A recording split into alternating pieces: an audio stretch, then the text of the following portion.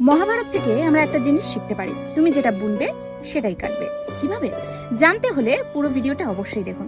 আমি আপনাদেরকে 3টা এক্সাম্পল দিচ্ছি। প্রথমত, যখন ভগবান শ্রীকৃষ্ণের আঙ্গুল কেটে যায় তখন দ্রৌপদী তার শাড়ির একটা অংশ ছিঁড়ে ভগবান শ্রীকৃষ্ণের আঙ্গুল বেঁধে দেয় যেন সেখান থেকে আর রক্ত বের না হয়। পরবর্তীতে যখন সময় বদলে যায়, দ্রুত সভায় যখন দ্রৌপদীর বস্ত্র হরণ করার চেষ্টা করা হয় তখন ভগবান শ্রীকৃষ্ণ দ্রৌপদীর সম্মান রক্ষা করেছিলেন।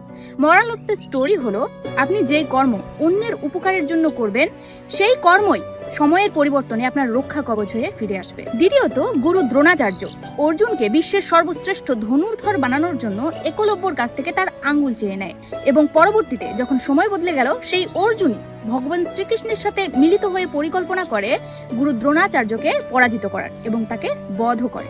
মরাল অফ দ্য স্টোরি হলো, আপনি যেই কর্ম অন্যের খারাপের জন্য করবেন সময়ের পরিবর্তনে সেই খারাপ কর্ম আপনার দিকেই ফিরে আসবে। তৃতীয়ত, পিতামহ ভীষ্ম রাজকুমারী অম্বাকে তার প্রেম থেকে বঞ্চিত করেছিল এবং তার জীবন দুঃখে পরিপূর্ণ করে দিয়েছিল।